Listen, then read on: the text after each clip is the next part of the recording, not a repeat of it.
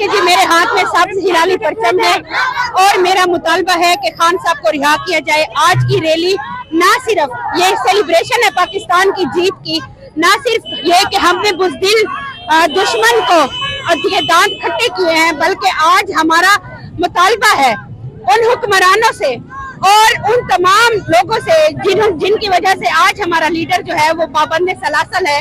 हमारी रैली का खास मकसद है कि हम अपनी यकजहती का इजहार करें अपनी मुल्क को मिलत अपने मुल्क के साथ, और इसके अलावा हमारा भरपूर मुतालबा इस रैली के जरिए है कि हमारे लीडर को रिहा किया जाए।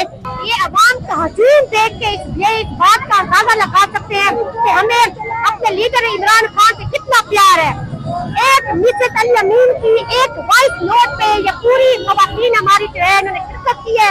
ये इस बात की गवाही है, ये इस बात का सबूत देता है कि हमें पीटीआई के लीडर इमरान खान से कितना प्यार है। आज का हमारा एक ही नारा है, रिहा करो इमरान को रिहा करो। बिस्मिल्लाहिर्रहमानिर्रहीम। मेरा नाम रिचा अंसर है और आज की जो ये अवाम का समंदर जो बाहर है, पाकिस्तान पूरा बाहर है, सिर्फ और सिर्फ हमारा मकसद रैली का एक ही है, इमरान खान की रिहाई और पाक फौज के साथ इजहार यकजहती। इंशाअल्लाह ताला हमारे पूरे पाकिस्तान में पूरी दुनिया में एक ही लीडर है हमारा अली अमीन गलापुर, जो कि इमरान खान के साथ शाना बशाना ठहरा है और इंशाअल्लाह ताला उनकी इस जदोजहद को अल्लाह रंग लाएगा और इमरान खान जल्द अज जल्द रिहा हो जाएंगे।